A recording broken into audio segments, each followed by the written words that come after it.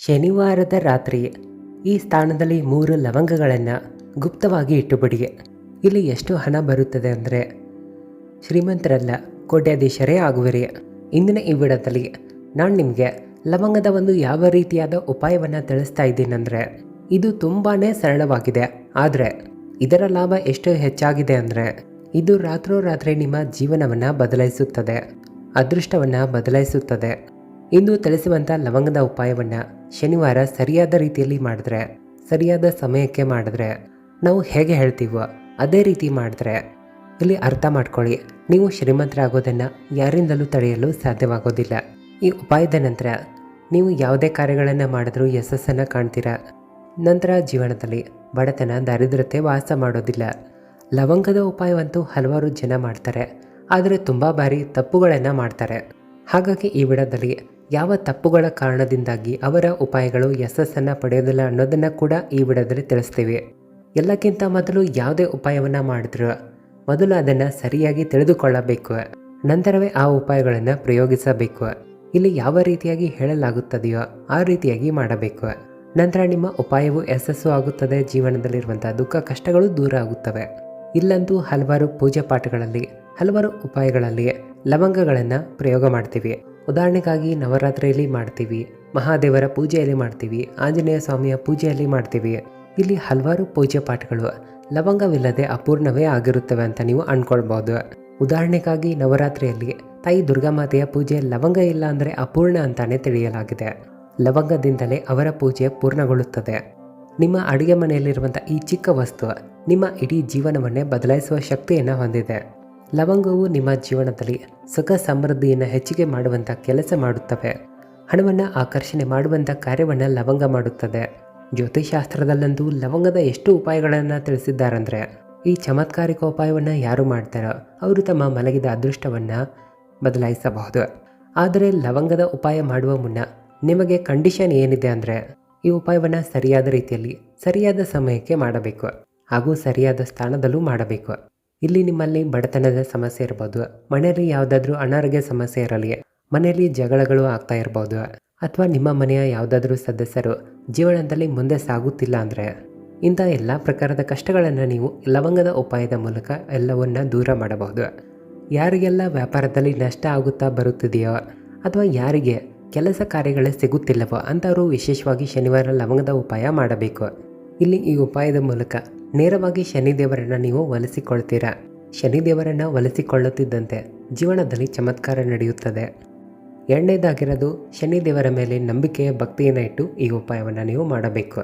ನಿಮಗೂ ಸಹ ಶನಿದೇವರ ಕೃಪೆ ಯಾವತ್ತಿಗೂ ಸಿಗಲಿ ಅಂತ ನೀವು ಇಷ್ಟಪಡ್ತಾ ಇದ್ದರೆ ವಿಡಿಯೋವನ್ನು ಲೈಕ್ ಮಾಡಿ, ಭಕ್ತಿಯಿಂದ ಕಾಮೆಂಟ್ ಬಾಕ್ಸ್ನಲ್ಲಿ ಶನಿದೇವರಿಗೆ ಜೈಕಾರವನ್ನು ಹಾಕಿರಿ ಹಾಗೂ ನಿಮ್ಮ ಇಷ್ಟ ದೇವರಿಗೂ ಜೈಕಾರವನ್ನು ಹಾಕಿ ಕಾಮೆಂಟ್ನಲ್ಲಿ ನಿಮ್ಮ ಇಷ್ಟ ದೇವರ ನಾಮವನ್ನು ಬರೆಯಿರಿ.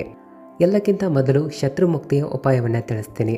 ಈಗಿನ ದಿನಗಳಂತೂ ಒಬ್ಬರಲ್ಲ ಇಬ್ಬರಲ್ಲ, ಕೆಲವು ಜನರಂತೂ ಯಾರಾದರೂ ಜೀವನದಲ್ಲಿ ಚೆನ್ನಾಗಿ ಇಂಪ್ರೂವ್ ಆಗ್ತಾ ಇದ್ದರೆ, ಮುಂದೆ ಹೋಗ್ತಾ ಇದ್ದರೆ, ಯಶಸ್ಸನ್ನು ಪಡೆದುಕೊಂಡ್ರೆ, ಹಣವನ್ನು ಪಡೆದುಕೊಂಡಾಗ ಇಂಥವರನ್ನು ನೋಡಿ ಬೇರೆಯವರು ಹೊಟ್ಟೆ ಕಿಚ್ಚನ್ನು ಖಂಡಿತವಾಗಿ ಮಾಡ್ತಾರೆ. ಇಂಥವರು ತಮ್ಮ ಜೀವನದಲ್ಲಿ ತಮಗಿಂತ ಮುಂದೆ ಹೋಗಬಾರದಂತ ಅವರು ಇಷ್ಟಪಡ್ತಾ ಇರ್ತಾರೆ. ಅವರ ಪ್ರಭಾವ ಎಲ್ಲಾದರೂ ಒಂದು ಕಡೆ ನಿಮ್ಮ ಜೀವನದ ಮೇಲೆ ಬಿದ್ದಿರುತ್ತೆ.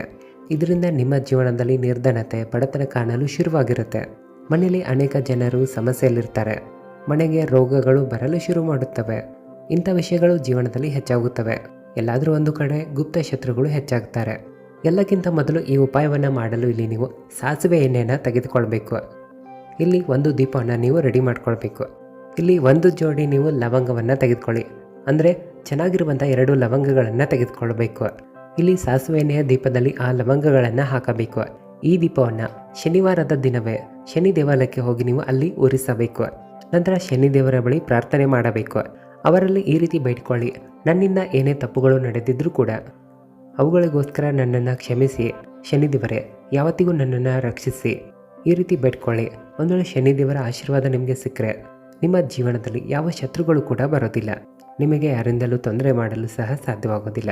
ಇಲ್ಲಿ ಸಾಕ್ಷಾತ್ ಶನಿದೇವರೇ ನಿಮ್ಮನ್ನು ರಕ್ಷಣೆ ಮಾಡಲು ಶುರು ಮಾಡಿದ್ರೆ ಯಾರೂ ಕೂಡ ನಿಮಗೆ ತೊಂದರೆ ಕೊಡೋದಿಲ್ಲ. ಯಾವ ವಿಷಯಗಳು ಜೀವನದಲ್ಲಿ ನಿಮ್ಮನ್ನು ಹಿಂದಕ್ಕೆ ದೂಡುತ್ತಿವೆಯೋ ಅಂಥ ವಿಷಯಗಳು ದೂರ ಆಗುತ್ತವೆ. ಎರಡನೇದಾಗಿ ಕೆಟ್ಟ ದೃಷ್ಟಿ ನಿಮ್ಮ ಮೇಲಿದ್ರೂ ಅದು ನಾಶ ಆಗುತ್ತೆ. ಇಲ್ಲಿ ಶನಿದೇವರ ಆಶೀರ್ವಾದ ಸಿಕ್ಕರೆ ಸಾಕು, ಅಂಥ ವ್ಯಕ್ತಿ ಎಲ್ಲ ಪ್ರಕಾರದ ಸುಖವನ್ನು ಅನುಭವಿಸ್ತಾರೆ. ದುಃಖ ಅವರ ಜೀವನದಲ್ಲಿ ಮರಳಿ ಬರೋದಿಲ್ಲ. ಇಲ್ಲಿ ಕೇವಲ ಈ ಉಪಾಯವನ್ನು ಶನಿವಾರ ಪೂರ್ತಿ ಶ್ರದ್ಧೆ ಭಕ್ತಿಯಿಂದ ನೀವು ಮಾಡಬೇಕಷ್ಟೆ. ಶನಿವಾರ ಸಾಯಂಕಾಲ ಈ ಉಪಾಯವನ್ನು ಮಾಡಬೇಕು. 5 ಶನಿವಾರ ನಿರಂತರವಾಗಿ ಈ ಉಪಾಯವನ್ನು ನೀವು ಮಾಡಿರಿ. ಇಲ್ಲಿ ಕೇವಲ ಪೂರ್ತಿ ಶನಿದೇವರ ಮೇಲೆ ನಂಬಿಕೆ ಭಕ್ತಿ ಇಟ್ಟು ಮಾಡಿರಿ ಸಾಕು. ಮನಸ್ಸಿನಲ್ಲಿ ಆಲ್ರೆಡಿ ಒಂದು ದೃಢ ನಿಶ್ಚಯ ಮಾಡಿ ಶನಿದೇವರನ್ನು ಪೂರ್ತಿಯಾಗಿ ನಂಬಿ ಅವರ ಈ ಉಪಾಯ 5 ವಾರ ಮಾಡಿ. ಇದರಿಂದ ಶತ್ರುಗಳಿಂದ ನಿಮಗೆ ಯಾವತ್ತಿಗೂ ಮುಕ್ತಿ ಸಿಗುತ್ತೆ. ಇದು ಮೊದಲನೆಯ ಉಪಾಯ ಆಗಿತ್ತು. ಇನ್ನು ಬೇಗನೆ 2ನೇ ಉಪಾಯವನ್ನು ತಿಳಿಸ್ತೀನಿ ಕೇಳಿ. 2ನೇ ಉಪಾಯವನ್ನು ಮಾಡೋದ್ರಿಂದ ಇಲ್ಲಿ ಮನೆಯಲ್ಲಿ ಯಾವುದೇ ನೆಗೆಟಿವ್ ಎನರ್ಜಿ ಇದ್ದರೂ, ಮನೆಯ ಮೇಲೆ ಯಾರೋ ಬಂಧನ ಮಾಡಿದ್ದಾರೆ ಅಂತ ನಿಮ್ಗೆ ಅನ್ನಿಸ್ತಾ ಇದ್ದರೆ, ಇಂಥ ವಿಷಯಗಳಿಂದ 2ನೇ ಉಪಾಯವನ್ನು ಮಾಡೋದ್ರಿಂದ ಮುಕ್ತಿ ಸಿಗುತ್ತದೆ. ಇಲ್ಲಿ ಅದಷ್ಟೇ ಕೆಟ್ಟ ನೆಗೆಟಿವ್ ಶಕ್ತಿಗಳು ಮನೆಯಲ್ಲಿದ್ದರೂ ಕೂಡ ನಿಮ್ಮ ಮನೆಯನ್ನು ಬಿಟ್ಟು ಓಡಿ ಹೋಗುತ್ತವೆ. ಈ ರೀತಿ ಅರ್ಥ ಮಾಡ್ಕೊಳ್ಳಿ. ಮರಳಿ ಅವು ನಿಮ್ಮ ಮನೆಗೆ ಬರೋದಿಲ್ಲ. ಇದಾದ ನಂತರ ಮನೆಯಲ್ಲಿ ಯಾವುದೇ ಕಾರ್ಯವನ್ನು ಮಾಡಿದ್ರೂ ಕೂಡ, ನಿಮ್ಮ ವ್ಯಾಪಾರದಲ್ಲಿ ಯಾವುದೇ ಕೆಲಸ ಕಾರ್ಯಗಳನ್ನು ಮಾಡಿದ್ರು ಅದರಲ್ಲಿ ಹೆಚ್ಚಿನ ಲಾಭ ಸಿಗುತ್ತೆ. ಹಲವಾರು ಜನರು ಇಲ್ಲಿ ನಮಗೆ ಈ ರೀತಿ ಹೇಳ್ತಾರೆ, ಅಚಾನಕವಾಗಿ ನಮ್ಮ ವ್ಯಾಪಾರ ಕೆಟ್ಟೋಯ್ತು, ಇದರಿಂದ ನಮ್ಮ ಮನೆಗೆ ಹಣ ಬರೋದು ನಿಂತೋಗಿದೆ, ಅಚಾನಕವಾಗಿ ಮನೆಯಲ್ಲಿ ರೋಗಗಳು ಹೆಚ್ಚಾಗುತ್ತವೆ, ಇಂಥ ಎಲ್ಲ ವಿಷಯಗಳೆಲ್ಲ ದೂರ ಆಗುತ್ತವೆ. ಯಾಕಂದರೆ ಇಂಥ ವಿಷಯಗಳಿದ್ದಾಗ ಮನೆಯಲ್ಲಿ ನೆಗೆಟಿವ್ ಎನರ್ಜಿ ಹೆಚ್ಚಾಗಿರುತ್ತದೆ. ಎಲ್ಲಕ್ಕಿಂತ ಹೆಚ್ಚಾಗಿ ಇಲ್ಲಿ ಮನೆಯಲ್ಲಿ ಜಗಳಗಳು, ಕ್ಲೇಶಗಳು ನೋಡಲು ಸಿಗುತ್ತವೆ. ಇಂಥ ವಿಷಯಗಳನ್ನು ದೂರ ಮಾಡೋದು ತುಂಬ ಇಂಪಾರ್ಟೆಂಟ್ ಇರುತ್ತೆ. ಇಲ್ಲವಾದರೆ ದುಃಖಗಳೇ ದೂರ ಆಗ್ತಾ ಇರೋದಿಲ್ಲ. ಈಗ ತಿಳಿಸುವಂಥ ಉಪಾಯವನ್ನು ನೀವು ಶನಿವಾರದ ದಿನ ಮಾಡಬಹುದು. ಈ ಉಪಾಯ ಮಾಡಲು ಇಲ್ಲಿ ಯಾವುದಾದ್ರೂ ಚಿಕ್ಕದಾಗಿರುವ ಮಣ್ಣಿನ ಪಾತ್ರೆಯನ್ನು ತೆಗೆದುಕೊಳ್ಳಿ, ಅಥವಾ ದೊಡ್ಡದಾಗಿರುವ ದೀಪದ ರೀತಿ ಇರುವಂಥ ಬಟ್ಟಲನ್ನು ತೆಗೆದುಕೊಳ್ಬೋದು. ಇಲ್ಲಿ 11 ಲವಂಗಗಳನ್ನು ತೆಗೆದುಕೊಳ್ಬೇಕು. 1 ಲವಂಗಗೂ ಕೂಡ ಇಲ್ಲಿ ಮುರಿದಿರಬಾರದು, ಒಡೆದು ಹೋಗಿರಬಾರ್ದು. ಜೊತೆಗೆ ಚಿಕ್ಕ ಚಿಕ್ಕ 5 ಕರ್ಪೂರದ ತುಂಡುಗಳನ್ನು ನೀವು ತೆಗೆದುಕೊಳ್ಳಿ. ನಂತರ 2 ಹಸಿರು ಏಲಕ್ಕಿಗಳನ್ನು ತೆಗೆದುಕೊಳ್ಬೇಕು. ಇಲ್ಲಿ ಯಾವ ಮಣ್ಣಿನ ಬಟ್ಟಲು ಅಥವಾ ಪಾತ್ರೆಯನ್ನು ತೆಗೆದುಕೊಂಡಿರ್ತೀರೋ, ಇಲ್ಲಿ ಯಾವುದೇ ಕಾರಣಕ್ಕೂ ಸ್ಟೀಲ್ ಪಾತ್ರೆ ನೀವು ತೆಗೆದುಕೊಳ್ಬಾರ್ದು. ಇಲ್ಲಿ ಬೇಕಾದರೆ ಹಿತ್ತಾಳೆಯ ಪಾತ್ರೆ ಬಟ್ಟಲನ್ನು ತೆಗೆದುಕೊಳ್ಬೋದು, ಬೇಕಾದರೆ ಮಣ್ಣಿನ ಪಾತ್ರೆ ಬಟ್ಟಲನ್ನು ಬಳಸ್ಬೋದು, ಆದರೆ ಸ್ಟೀಲ್ ಮಾತ್ರ ಬಳಸಬಾರದು. ಇಲ್ಲಿ ಏನು ಮಾಡಬೇಕಂದ್ರೆ, ನೀವು ತೆಗೆದುಕೊಂಡಿರುವಂಥ 11 ಲವಂಗ, 2 ಹಸಿರು ಏಲಕ್ಕಿ, 5 ಕರ್ಪೂರದ ತುಂಡುಗಳನ್ನು ತೆಗೆದುಕೊಂಡು ಈ 3 ವಸ್ತುಗಳನ್ನು ಆ ಬಟ್ಟಲಲ್ಲಿ ಇಡಬೇಕು. ನಂತರ ಇವುಗಳನ್ನೆಲ್ಲ ಸೇರಿಸಿ ನಿಮ್ಮ ಮನೆಯ ದೇವರ ಕೋಣೆಯಲ್ಲಿ ಸುಟ್ಟು ಬಿಡಬೇಕು. ನಂತರ ಇದರಿಂದ ಬರುವಂಥ ಹೊಗೆಯನ್ನು ನಿಮ್ಮ ಮನೆಯಲ್ಲಿ ಅದೆಷ್ಟೆಲ್ಲ ರೂಮ್ ಇವೆಯೋ ಎಲ್ಲೆಡೆ ಇದರ ಹೊಗೆ ಹೋಗುವಂತೆ ನೀವು ಮಾಡಬೇಕು. ನಿಮ್ಮ ಮನೆಯ ಬಾಲ್ಕನಿ ಎಲ್ಲ ಕಡೆ ಹಾಕಬೇಕು. ಶೌಚಾಲಯಗಳನ್ನು ಬಿಟ್ಟು ಬೇರೆ ರೂಮ್ಗಳಲ್ಲಿ ಇದರ ಹೊಗೆ ಹೋಗುವಂತೆ ಮಾಡಿರಿ. ಮುಖ್ಯ ದ್ವಾರದ ಬಳಿ ಹೋಗಿಯೂ ಅಲ್ಲಿ ಹೊಗೆಯನ್ನು ಹಿಡಿಯಬೇಕು. ಯಾವಾಗ ಇದು ಸುಟ್ಟು ಪೂರ್ತಿಯಾಗಿ ಬೂದಿ ಆಗುತ್ತದೆಯೋ, ಅಂದರೆ ಯಾವಾಗ ಹೊಗೆ ಆಡಿಸಿ ಅದು ಬಿಸಿ ಇರುತ್ತೆ, ಅದನ್ನು ಮರಳಿ ತಂದು ದೇವರ ಕೋಣೆಯಲ್ಲಿ ಇಟ್ಟುಬಿಡಿ. ಅದು ತಣ್ಣಗೆ ಆದ ನಂತರ ಅದರಲ್ಲಿ ಬೂದಿಯು ತಂಪಾಗಿ ಉಳಿದಿರುತ್ತೆ. ಈ ಬೂದಿಯನ್ನು ನೀವು ಏನು ಮಾಡಬೇಕಂದ್ರೆ, ಒಂದು ಲೋಟವನ್ನು ತೆಗೆದುಕೊಳ್ಳಿ, ಅಂದರೆ ತಾಮ್ರದ ಯಾವುದಾದ್ರೂ ಲೋಟ, ಮಣ್ಣಿನ ಬಟ್ಟಲನ್ನು ತೆಗೆದುಕೊಂಡು ಅದರಲ್ಲಿ ಸ್ವಲ್ಪ ನೀರನ್ನು ಹಾಕಿ ಅದರಲ್ಲಿ ಈ ಬೂದಿಯನ್ನು ಹಾಕಬೇಕು. ಇದನ್ನು ಮುಖ್ಯ ದ್ವಾರಕ್ಕೆ ಹಾಕಬೇಕು. ಇಲ್ಲಿ ಸ್ವಲ್ಪ ಪ್ರಮಾಣದಲ್ಲಿ ಮಾತ್ರ ಬೂದಿಯನ್ನು ನೀರಲ್ಲಿ ಹಾಕಬೇಕು. ಉಳಿದಿರೋದನ್ನು ಒಂದು ಡಬ್ಬಿಯಲ್ಲಿ ಹಾಕಿ ಇಟ್ಟುಕೊಳ್ಳಿರಿ.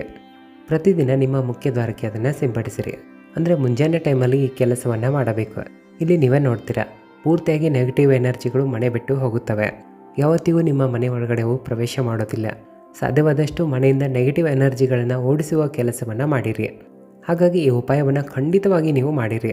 ತಿಂಗಳಲ್ಲಿ ಕಡಿಮೆ ಅಂದರೂ 1 ಬಾರಿ ಆದರೂ ಯಾವುದಾದ್ರೂ ಶನಿವಾರದ ದಿನ ಈ ಉಪಾಯವನ್ನು ಮಾಡಿರಿ. ಇನ್ನು ಕೊನೆಯದಾಗಿ ಲಾಸ್ಟ್ ಉಪಾಯದ ಬಗ್ಗೆ ತಿಳಿಸ್ತೀನಿ ಬನ್ನಿ. ಇನ್ನು 3 ಲವಂಗಗಳನ್ನು ಶನಿವಾರದ ದಿನ ಮನೆಯಲ್ಲಿ ಎಲ್ಲಿ ಇಡಬೇಕು ಗೊತ್ತಾ? ಈ ಉಪಾಯ ಧನ ಪ್ರಾಪ್ತಿಗಾಗಿ ಇದೆ. ಈ ಉಪಾಯ ಮಾಡೋದ್ರಿಂದ ನೀವು ಶ್ರೀಮಂತರಾಗೋದನ್ನು ಯಾರಿಂದಲೂ ತಡೆಯಲು ಸಾಧ್ಯವಾಗೋದಿಲ್ಲ. ಹಣಕಾಸಿಗೆ ಸಂಬಂಧಪಟ್ಟಂಥ ಸಮಸ್ಯೆಗಳು ಪೂರ್ತಿಯಾಗಿ ಜೀವನ ಬಿಟ್ಟು ದೂರ ಆಗುತ್ತವೆ. ಇಲ್ಲಿ ನೀವು ಏನು ಮಾಡಬೇಕಂದ್ರೆ, ಉಪಾಯ ಮಾಡಲು 3 ಲವಂಗ ತೆಗೆದುಕೊಂಡಿರ್ತೀರ. ಈ ಉಪಾಯವನ್ನು ಶನಿವಾರದ ದಿನವೂ ಮಾಡಬಹುದು ಮತ್ತು ಶುಕ್ರವಾರವೂ ಈ ಉಪಾಯವನ್ನು ಮಾಡಬಹುದಾಗಿದೆ. ವಾರದಲ್ಲಿ 2 ದಿನ, ಶುಕ್ರವಾರ ಮತ್ತು ಶನಿವಾರ. ಇಲ್ಲಿ ಒಂದು ಗುಲಾಬಿ ಹೂವನ್ನು ತೆಗೆದುಕೊಳ್ಳಿ, 3 ಲವಂಗ ತೆಗೆದುಕೊಳ್ಳಿ. ಇಲ್ಲಿ 2 ಲವಂಗಗಳನ್ನು ಹೂವಿನ ಒಳಗಡೆ ಇಡಬೇಕು. ಇಲ್ಲಿ ಯಾವುದಾದ್ರೂ ಕೆಂಪು ಬಣ್ಣದ ಹೂವನ್ನು ನೀವು ತೆಗೆದುಕೊಂಡ್ರೂ ನಡೆಯುತ್ತೆ. ಗುಲಾಬಿ, ದಾಸವಾಳ ಈ ರೀತಿ ಕೆಂಪು ಬಣ್ಣದ ಹೂವನ್ನು ತೆಗೆದುಕೊಳ್ಳಿ. ಆ ಒಂದು ಹೂವಿನಲ್ಲಿ 2 ಲವಂಗಗಳನ್ನು ಇಡಿ. 1 ಲವಂಗ ನಿಮ್ಮ ಬಳಿ ಉಳಿಯುತ್ತೆ. ಒಂದು ತುಪ್ಪದ ದೀಪವನ್ನು ರೆಡಿ ಮಾಡಿ, ಅದರ ಒಳಗಡೆ 1 ಲವಂಗವನ್ನು ಹಾಕಿರಿ. 2 ಲವಂಗ ಹೂವಲ್ಲಿ ಇಟ್ಟಿರ್ತೀರ, 1 ದೀಪದಲ್ಲಿರುತ್ತೆ. ತೆಗೆದುಕೊಂಡಿರುವಂಥ ಹೂವನ್ನು ಅಂಗೈಯಲ್ಲಿಯೇ ಇಟ್ಕೊಳ್ಳಿ. ದೀಪವನ್ನು ಮನೆಯ ದೇವರ ಕೋಣೆಯಲ್ಲಿ ತಾಯಿ ಲಕ್ಷ್ಮೀ ದೇವಿಯ ಪ್ರತಿಮೆ ಅಥವಾ ಫೋಟೋ ಮುಂದೆ ಹಚ್ಚಬೇಕು. ಅಂಗೈಯಲ್ಲಿ ಹೂವನ್ನು ನೇರವಾಗಿ ಇಟ್ಕೊಂಡು ತಾಯಿ ಬಳಿ ನಿಮ್ಮ ಮನಸ್ಸಿಚ್ಛೆಗಳನ್ನು ಬೇಡಿಕೊಳ್ಳಿ. ತಾಯಿ ಲಕ್ಷ್ಮೀದೇವಿಗೆ ಈ ರೀತಿಯಾಗಿ ಹೇಳಬೇಕು, ಹೇ ಧನ ಸಂಪತ್ತಿನ ತಾಯಿಯೇ, ನಿಮ್ಮ ಆಶೀರ್ವಾದ ನನಗೆ ಸಿಕ್ಕರೆ ನನ್ನ ಜೀವನದ ದುಃಖಗಳೆಲ್ಲ ದೂರ ಆಗುತ್ತವೆ. ಹಾಗಾಗಿ ಖಂಡಿತ ನಾನು ಜೀವನದಲ್ಲಿ ಶ್ರೀಮಂತನೂ ಆಗುತ್ತೇನೆ. ಇಲ್ಲಿ ಪೂರ್ತಿ ಶ್ರದ್ಧೆ ಭಕ್ತಿಯನ್ನು ಇಟ್ಟು ಈ ಉಪಾಯವನ್ನು ಮಾಡುತ್ತಾ ತುಪ್ಪದ ದೀಪವನ್ನು ಹಚ್ಚಿರಿ. ಅಂದರೆ ಶುದ್ಧವಾದ ತುಪ್ಪದ ದೀಪ ಇರಬೇಕು. ಈ ಉಪಾಯವನ್ನು ನೀವು ಶನಿವಾರ ಹಾಗೂ ಶುಕ್ರವಾರದ ದಿನವೂ ಮಾಡಬಹುದಾಗಿದೆ. 5 ಶನಿವಾರ ಅಥವಾ 5 ಶುಕ್ರವಾರ ಈ ಉಪಾಯವನ್ನು ಮಾಡಿರಿ. ಇಲ್ಲಿ ಹೇಗೆ ತಾಯಿ ಲಕ್ಷ್ಮೀದೇವಿಯ ಕೃಪೆಯಿಂದ ನಿಮ್ಮ ಜೀವನದಿಂದ ದರಿದ್ರತೆ, ದುಃಖ, ಕಷ್ಟಗಳೆಲ್ಲ ದೂರ ಆಗೋದನ್ನು ನೀವೇ ನೋಡ್ತೀರಾ. ಇಲ್ಲಿ ತುಂಬ ಒಳ್ಳೆಯ ಉಪಾಯವನ್ನು ತಿಳಿಸುವಂಥ ಪ್ರಯತ್ನವನ್ನು ನಾನು ಮಾಡಿದ್ದೇನೆ.